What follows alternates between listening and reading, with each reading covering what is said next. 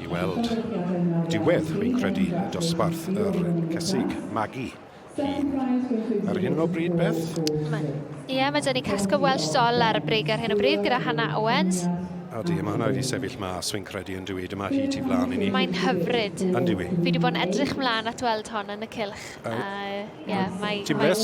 Odw, mae ddim wedi siomi o gwbl. Na, mae'n anferth yn dwi. Fi'n dwlu arno gweld hon, ond wrth gwrs barn y beirniad, John Kirk sy'n bwysig. Ie, wrth gwrs i, Hannah yn ei dangos i. Fi'n credu nath Hannah i dangos i ennill yn y ffair eiaf cwbl o flynydde yn ôl nawr. Mae Pryn wedi cael ei dangos a fi wedi bod yn edrych mlaen at weld i fan hyn. Odi, ar y diwrnod mae'n disgwyl yn berffedd. Bob parch i'r teulu sydd wedi baratoi. Gan y march, Gwen Llandeog allan o casgob penblwydd hapus. O ni, wy'n gobeithio bod John ddim yn mynd i newid pethach yma. Byddwn ni yn llwm, yn byddwn ni. Byddwn. Byddwn ni, Beth. A Eli fyna wedi'n chwar Hannah gyda'r ebol. Mae fe'n ymdrech deuluol i gyd. Chwarae teg iddyn nhw. Odi, mae bob teulu lwcus i gael, dwy ferch sy'n ar diddordeb yn dweud. Fel arfer, ti'n colli un o'n nhw rhywle. Mae ceir neu boes neu rhywbeth yn dala llyged nhw, ond na, mae'r ddwy chwar fel wyt ti'n gweud. O, John. A John yn pwyso a mesur dipyn fan hyn, a fydd... Becso fi nawr, mae fe rhwng y cyntaf ag yr ail. Mae Dorian Lloyd fyna'n ail gyda Perthog Doris gan Heigmor Orient Express. Mae allan o Perthog Champ. Heigmor Orient Express wedi bod yn bencampwr gwrywaidd yma. A Dorian wedi cael tipyn o lwyddiant dros y blynydde, felly fi'n siŵr bod e'n gobeithio'n fawr fydd John Kirk yn newid i feddwl, achos mae dy fe hefyd chwarae teg Caseg lyflu i'w dangos. Dim yn aml wyt ti'n gweld John yn mynd nôl amlaen rhwng ddoi a nifel. Mae hwn yn becso fi dyma bach. Bod e'n meddwl, na, does dim eisiau becso. Mae'r het wedi diasg. Mae'r het off. Ti'n gweld cymaint mae'n meddwl i Hannah. Yn diwe. Bod i wedi ennill fyna, ag i Eli. Ie, dyna ni gorau o'r Caseg hun rhwng 8, dros 8 o oed yn Cobiau Cymreig y flwyddyn hyn. Casgob Welsh Doll i Hannah Owens. A'i gofio wrth y march Gwen Llandeog allan o casgob penblwydd hapus. Oedd yna foment bach fyna, o'n i'n meddwl, John Kirk y berniad, beth wyt ti yn meddwl nawr? Wyt ti'n mynd i wneud rhywbeth? Ond yna. O ti'n gweud mae'r enillydd wedi cael ti'n bach o lwyddiant blynydde cynt? Blynydde cynt fel un ifanc fi'n credu, os yw'r gaseg cywir gyda fi. Ond a fi'n credu nath i ennill yn y ffair eiaf, ond wedyn dyn nhw wedi dangos i lot o gwbl. A fi'n credu gath i entro llynedd ac o'n i'n edrych mlaen at i gweld i, ond daoth i ddim.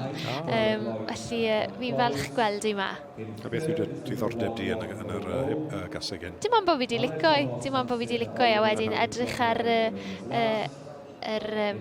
linell mae'n dod ono hefyd, a fydden ni'n disgwyl gyda'r merched yma o Frydfa Casgob bod yna rhywbeth arbennig gyda nhw i ddod, ac os ydyn nhw wedi dod â hi, fydden ni'n disgwyl bod hi'n edrych yn berffaith hefyd gyda nhw, a mae wedi fod yn teg.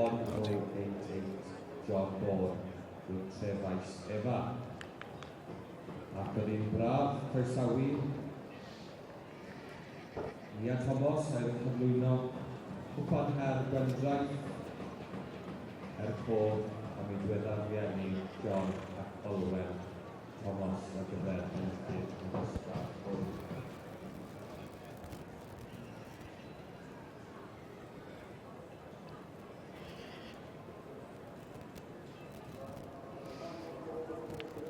Odi, o'r ochr fan hyn Beth ni'n gallu gweld mae'n batrwn o goben. Mae'n goben yn dwi. O, mae'n beautiful o'n feddwl i. Mae'n hyfryd. Pwy o draen i wy, ti'n gwybod? Na, fi ddim... gweld. Beth yw i? 8 fi'n ceri. Ie, mae'r gwrau ti flaen iddi fyd. Ydy, ond mae'r ffrynt glân a pert gyda'i pen pert, llygyd mowr, addfwyn. Ond eto, mae digon o ddyfnder. Sori Beth, mae rhywbeth hen ffasiwn yn bwy ti ddifyd. Oes, mae yna. Ydy byd yn erbyn i'n gweud ni. Na. Wy'n hoff iawn o bethau hen ffasiwn, ond mae rhywbeth y bwy ti ddyn, dos e? Ti'n gwybod? Mae'n goben. Mae'n real goben. Odi. There we are then, in the middle of the main game.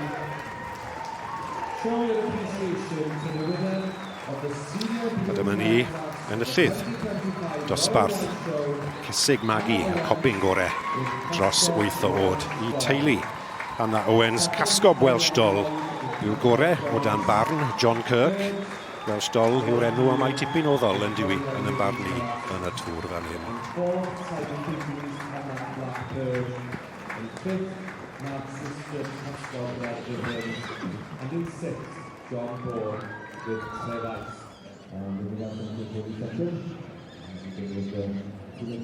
Well, Hannah Owens of the Caseg Stud, you're joining me now with a red rosette. I've got 2 homebreds leading 2 homebreds. Oh my God, this is like dreams. This is absolute dreams. I've never won a red in this ring, and it's been an ambition and a dream for all my life, and I'm so over the moon. I know Mum is here. Where's Dad? Is he at home watching? Dad's very superstitious, and we've never won with the stallion whilst he's been at the show, so he stayed at home because to give us a chance. But we've tried to persuade him to come, but I don't know. Hopefully he's watching on telly. I'm sure he is, and actually it seems to have worked. He should stay at home, and then Caseg are very successful. What do you think this means to Mum? This is so, it's just amazing.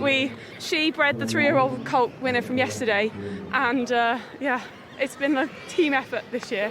It's been a hard year, and this is just the icing, absolute icing. Well, I can see the emotion's going to take over you. Many, many congratulations and good luck later on in the championships. Da iawn chi. Han, I'll pick it up.